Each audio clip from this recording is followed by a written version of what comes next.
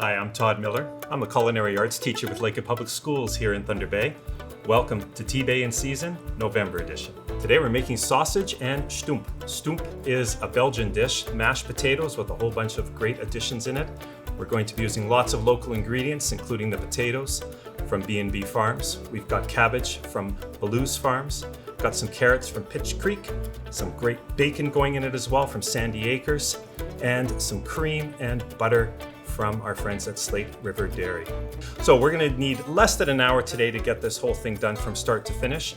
Our first step is going to be preheating the oven to 350 degrees for our sausages, pricking them all over with a fork so that we don't get the skins exploding, and getting those sausages in while we prep our vegetables. Let's get started. So we're just going to use a 8 by 13 pan for our sausages. Of course, you could easily make these sausages on a barbecue or make them on the stovetop as well in a skillet if you want. But I like to cook them in the oven while everything's cooking on the stovetop. Parchment paper makes for much easier cleanup. And we're just going to put those in for about 20 to 25 minutes, flipping once about halfway through. We're going to start with our B&B Farms potatoes. Any kind of potatoes will do, but I prefer more of a fluffy Yukon Gold type potato. We're going to peel them. You can leave them unpeeled if you want, or partially peeled. And we're going to cut these into rounds, just so they cook nice and evenly. Always start with cold water with our potatoes. A bit of salt in there as well. For our Pitch Creek Farm carrots, because they're nice and thin, we're just going to be cutting them into rounds. If they were thicker carrots, I'd probably slice them in half first and cut them into demi-lunes. There's no need to peel them beforehand, but of course you can if you like.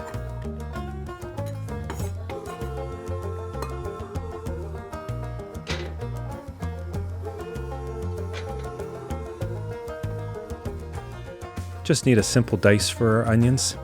Whatever size that you want for your preparation is great. I prefer like a medium dice.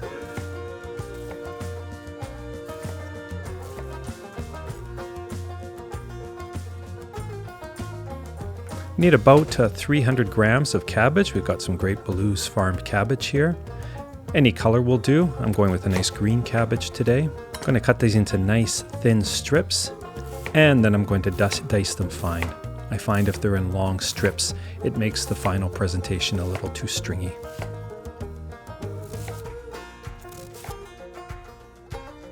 And finally, with our bacon from Sandy Acres Farm. The thickest cut of bacon you have is the best way to go. We've got some great bacon ends here, so we're able to cut a nice big thick dice so that we get the best bacon flavor when we put it all together at the end.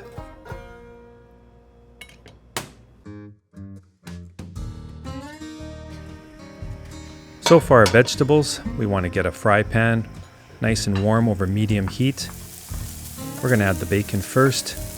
It's going to cook for about 3 or 4 minutes. We want some of the fat to render out of the bacon, which will help with the cooking of the onions.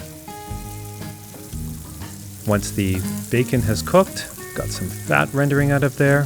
Now we're going to add in our onions, and they're going to need another 3 or 4 minutes. We want the onions to start to soften and maybe even brown a little bit. And then once those onions have softened, we're ready to put the cabbage in. We really want to get rid of some of the excess water in the cabbage and really wilt it down, so we're going to cook it for about 7 to 10 minutes, stirring occasionally so that everything turns a nice even brown color. So now we want to rice up our potatoes. You can use a masher as well, of course, but we'll run these through the ricer to get a nice, soft, smooth consistency. Next, we'll move on to the butter. Got our Slate River Dairy butter. Add a couple of tablespoons. Fold that in, get that melting. Next we'll add our cream. Best to warm it up a little bit first, adding about a 1/4 cup of cream and folding that in now as well with the butter.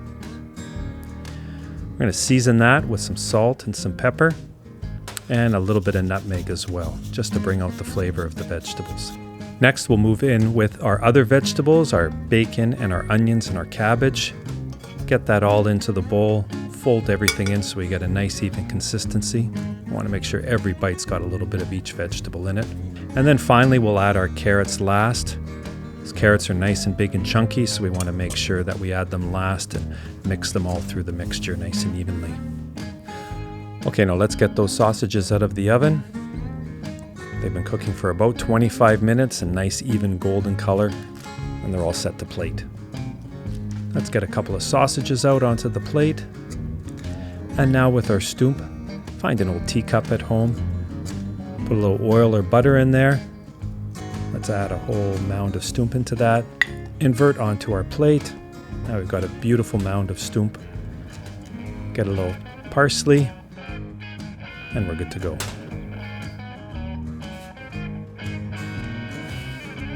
Thanks for joining us to learn more about what's in season in Thunder Bay in November. For more information about Thunder Bay's local food scene, visit tbayinseason.ca.